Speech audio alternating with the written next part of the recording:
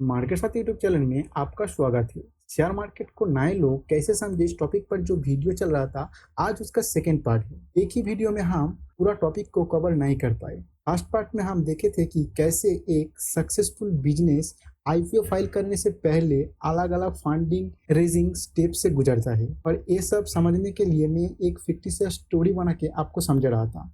इस वीडियो में हम उसी स्टोरी को आगे बढ़ाएंगे और आगे का कॉन्सेप्ट को समझेंगे। अगर आप फर्स्ट पार्ट को नहीं देखे होंगे तो इस पार्ट को देखने से पहले उस पार्ट को एक बार जरूर देख लीजिए, क्योंकि मैं उस पार्ट में जो जो अमाउंट का एग्जाम्पल लिया था, जो जो टर्म्स के बारे में बताया था, जैसे कि IPO, share, capex, capital, authorise share, पी इन्वेस्टर, इंटरनल एक्रोअल्स और भी बहुत कुछ, तो उसी को मैं यहाँ पे दोबारा यूज करूंगा और आपको समझ नहीं आएगा अगर उस टर्म्स के बारे में आपको पता नहीं होगा। तो एक बार फर्स्ट पार्ट को देख लीजिएगा, तो इसी सब टर्म्स के बारे में आपको पता चल जाएगा और फर्स्ट पार्ट आपका एक बेस बना देगा शेयर मार्केट को समझने के लिए। फर्स्ट पार्ट का लिंक मैंने आई बटन और डिस्क्रिप्शन में दे दिया हूँ, आप वहाँ पे क्लिक करके देख सकते हैं। तो चलिए हमारा स्टोरी को आगे बढ़ाते हैं।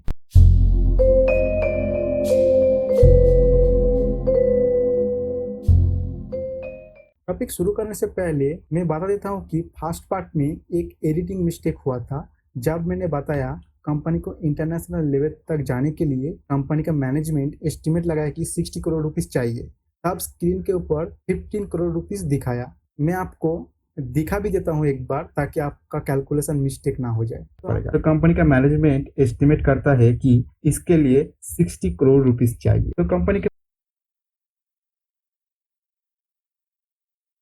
तो हम लास्ट देखे थे कि कंपनी को इंटरनेशनल लेवल तक जाने के लिए 60 करोड़ रुपीस चाहिए, और कंपनी इस कैपेक्स को उठाने के लिए इंटरनल एक्रोअल से कुछ पोर्शन उठाएगा और कुछ पोर्शन आईपीओ फाइल करके उठाएगा। लास्ट जब पी इन्वेस्टर ने इन्वेस्ट किया था, तब कंपनी का वैल्यूएशन था 100 करोड़ रुपीस और कंपनी का टोटल नंबर ऑफ शेयर है 5 लाख। तो एक शेयर का वैल्यूएशन हो रहा था 2000 रुपीस। उसके बाद 4 साल भी बीत गया और कंपनी प्रोग्रेस भी किया बहुत ज्यादा। अभी कंपनी का मैनेजमेंट ने कंपनी का करंट सिचुएशन और फ्यूचर ग्रोथ को देखते हुए कंपनी का वैल्यूएशन निकाला 250 करोड़ रुपीस। कंपनी के पास अभी ऑथोराइज शेयर का 16% रिटर्न है, जो कि 80,000 शेयर है। करके अभी कंपनी आईपीओ फाइल करके ये पूरा 16% शेयर अलॉट कर देगा पब्लिक के बीच में। अभी कंपनी का वैल्यूएशन 250 करोड़ रुपीस निकाला गया, तो 16% अलॉट करके कंपनी को इससे 250 करोड़ इंटू 16% यानी 40 करोड़ रुपीस मिलेगा। कंपनी को चाहिए 60 करोड़, बाकी का 20 करोड़ इंटरनल एक्रोअल से उठाएगा। कंपनी का वैल्यूएशन 250 करोड़ और कंपनी का नंबर ऑफ शेयर है 5 लाख। तो अभी एक शेयर का प्राइस हो रहा है 5000 रुपीस। तो अभी कंपनी का मैनेजमेंट ने देखा कि एक एक शेयर का प्राइस हो रहा है 5000 रुपीस, और एक शेयर का प्राइस अगर 5000 होगा तो पब्लिक में जो छोटा छोटा इन्वेस्टर है वो इस शेयर को खरीद नहीं पाएगा, एंड स्टॉक मार्केट में लिस्टिंग होने के बाद भी छोटे छोटे इन्वेस्टर को सेकेंडरी मार्केट से भी बाय करने में भी इसको प्रॉब्लम होगा। इस प्रॉब्लम को सॉल्व करने के लिए कंपनी का मैनेजमेंट डिसाइड करता है कि स्टॉक प्राइस को स्प्लिट कर दिया जाए 1:5 अनुपात में। इसको 5 for 1 स्प्लिट भी कहा जा सकता है। मैं आपको स्प्लिट का मतलब यहाँ पे समझा देता हूँ। स्प्लिट का मतलब कंपनी का नंबर ऑफ शेयर चेंज किया जाएगा फेस वैल्यू को चेंज करके, टोटल वैल्यूएशन सेम ही रहेगा। आप एग्जाम्पल की मदद से अच्छा समझेंगे। जैसे आपको याद है कि हमारा स्टोरी का फर्स्ट पार्ट में हम फेस वैल्यू रखा था 10 रुपीस और हमारा इनिशियल शेयर कैपिटल था 50 लाख रुपीस। उसी हिसाब से हमारा नंबर ऑफ शेयर हो रहा था 5 लाख। अभी 5 for 1 स्प्लिट किया जाएगा, मतलब एक शेयर को 5 शेयर में कन्वर्ट किया जाएगा। इसके लिए फेस वैल्यू को कम करना पड़ेगा, तो नंबर ऑफ शेयर बढ़ जाएगा। तो अभी फेस वैल्यू को 2 कर दिया जाएगा, तो अभी नंबर ऑफ शेयर होगा टोटल इनिशियल शेयर कैपिटल जो था 50 lakh rupees divided by face value equal to 25 lakh share. तो अभी देख सकते हो एक शेयर को 5 शेयर कन्वर्ट कर दिया गया। 5 लाख शेयर था पहले, अभी 25 लाख हो चुका है। आशा करता हूँ स्टॉक स्प्लिट आपको समझ आ गया है। रियल लाइफ में भी आईसीआईसीआई बैंक ने 2014 में अपना शेयर को 5 for 1 के हिसाब से स्प्लिट किया था। तो हमारा कंपनी का वैल्यूएशन इस सिचुएशन में 250 करोड़ और नंबर ऑफ शेयर है अभी 25 लाख। तो एक शेयर का प्राइस हो रहा है 1000 रुपीस, और कंपनी के पास रिटेन शेयर है 16%, जो स्प्लिट के पहले था 80,000, अभी स्प्लिट करने के बाद 4 लाख शेयर हो चुका है। अभी कंपनी ये 4 लाख शेयर आईपीओ फाइल करके पब्लिक को ऑफर करेगा। कंपनी डिसाइड करता है कि ये आईपीओ बुक बिल्डिंग प्रोसेस से पब्लिक को ऑफर किया जाए। मतलब कंपनी का अभी जो वैल्यूएशन निकला गया उसके हिसाब से 1 शेयर प्राइस हो रहा है 1000 रुपीज। कंपनी पब्लिक को 1000 रुपीज फिक्स प्राइस ऑफर ना करके एक प्राइस बैंड दे देगा। कंपनी को अभी चाहिए 40 crore total, number of share है 4 लाख, तो उसके लिए मिनिमम 1000 रुपीज तो रखना ही पड़ेगा। तो कंपनी ने प्राइस बैंड डिसाइड करता है कि 1000 टू 1020।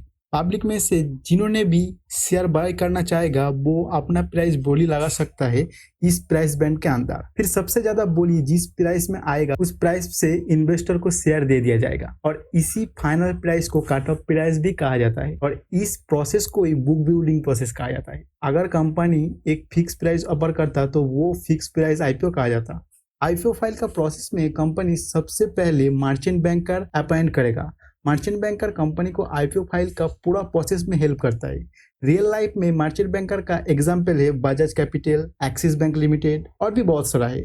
अगर कंपनी का इशू साइज बड़ा है तो कंपनी एक से ज्यादा मर्चेंट बैंकर को अपॉइंट कर सकता है। मर्चेंट बैंकर को बुक रनिंग लीड मैनेजर या फिर स्रेप लीड मैनेजर भी कहा जाता है। सबसे पहले मर्चेंट बैंकर और कंपनी मिलके एक रजिस्ट्रेशन स्टेटमेंट बनाता है और उसी स्टेटमेंट के साथ सेबी के पास अप्लाई करता है आईपीओ फाइल करने के लिए। आपको अगर सेबी क्या है, कौन है, क्या काम करता है नहीं जानते हो तो मैं यहाँ पे आपको थोड़ा बता देता हूँ। सेबी का फुल फॉर्म है securities and exchange board of India. ये एक कॉर्पोरेट बॉडी है जो इंडियन गवर्नमेंट ने एस्टेब्लिश किया है 1992 में। जैसे इंडियन क्रिकेट को रेगुलेट करता है बीसीसीआई, इंडियन टेलीकॉम डिपार्टमेंट को रेगुलेट करता है telecom regulatory authority of India, उसी तरह सेबी इंडियन कैपिटल मार्केट को रेगुलेट करता है। स्टॉक मार्केट कैपिटल मार्केट का ही पार्ट है, तो कंपनी को स्टॉक मार्केट में लिस्टिंग होने के लिए रेगुलेटरी बॉडी के पास फास्ट अप्लाई करना पड़ेगा। रजिस्ट्रेशन स्टेटमेंट में कंपनी क्यों पब्लिक के पास शेयर ऑफर कर रहा है और कंपनी का फाइनेंशियल हेल्थ के बारे में दिया हुआ होता है। रजिस्ट्रेशन स्टेटमेंट जमा होने के बाद सेबी इसको जांच करके देखता है। अगर सेबी का जो लिस्टिंग होने का क्राइटेरिया है वो फुलफिल करता है तो सेबी कंपनी को अप्रूव कर देता है आईपीओ ऑफर करने के लिए। इस अप्रूवल सर्टिफिकेट को सेबी नोट भी कहा जाता है। आप अगर स्टॉक मार्केट में काम करना चाहते हो, स्टॉक मार्केट को सीखना चाहते हो तो आपको ये सब टर्म्स के बारे में जानना ही होगा, क्योंकि आप किसी भी बिजनेस चैनल, बिजनेस न्यूज़पेपर पढ़ोगे तो आपको ये सब टर्म्स पढ़ने वो सुनने को मिलेगा। आपको अगर जानकारी नहीं रहेगा ये सब के बारे में तो आप इसके बारे में समझ ही नहीं पाओगे। फिर सेबी नोट पढ़ने के बाद कंपनी मर्चेंट बैंकर से मिलके DRHP यानी draft rate hearing prospectus prepare करता है। DRHP एक डॉक्यूमेंट होता है जो पब्लिक के बीच बांटा जाता है। उस डॉक्यूमेंट में कंपनी के बारे में बहुत सारा इंफॉर्मेशन दिया हुआ रहता है, जैसे कि कंपनी पब्लिक क्यों होने जा रहा है, कितना शेयर पब्लिक को ऑफर कर रहा है, कंपनी का बिजनेस के बारे में डिटेल्स दिया हुआ रहता है, कंपनी का फाइनेंशियल स्टेटमेंट रहता है, कंपनी का बिजनेस के साथ जो जो रिस्क इन्वॉल्व होता है उसका डिटेल्स रहता है, कंपनी का प्रोमोटर, एग्जिस्टिंग शेयर होल्डर और मैनेजमेंट का डिटेल्स रहता है। इतना सब डिटेल्स कंपनी इस डॉक्यूमेंट के माध्यम से पब्लिक के सामने पेश करता है। पब्लिक इस DRHP के मदद से कंपनी को एनालिसिस करके इसमें इन्वेस्ट करने का डिसीजन ले सकता है। तो अब से आप जब भी कोई आईपीओ में निवेश करोगे तो एक बार DRHP डॉक्यूमेंट जरूर देख लेना। आपको ये डॉक्यूमेंट NSE और BSE का वेबसाइट पे मिल जाएगा जब कंपनी अनाउंस कर देगा आईपीओ के लिए। लेकिन कंपनी अगर NSE और BSE में से किसी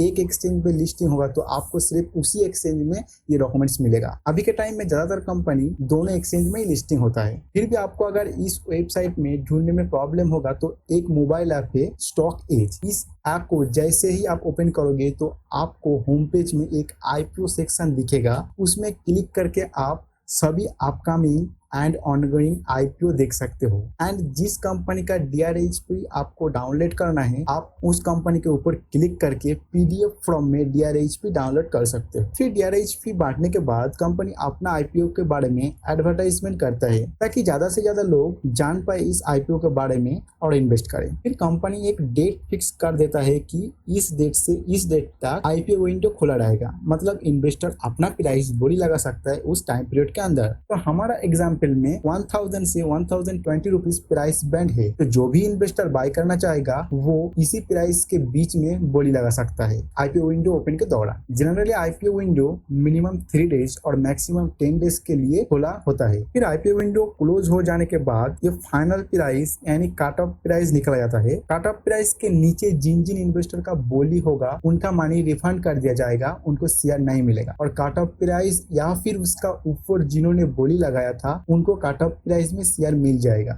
और जिन जिन इन्वेस्टर ने कट ऑफ प्राइस का ऊपर बोली लगाया था उनका एक्स्ट्रा मनी भी रिफंड कर दिया जाता है। पब्लिक में से कोई भी आईपीओ में इन्वेस्ट कर सकता है अगर उनके पास डीमैट अकाउंट है तो। फिर इन्वेस्टर को शेयर मिल जाने के बाद आता है लिस्टिंग डे।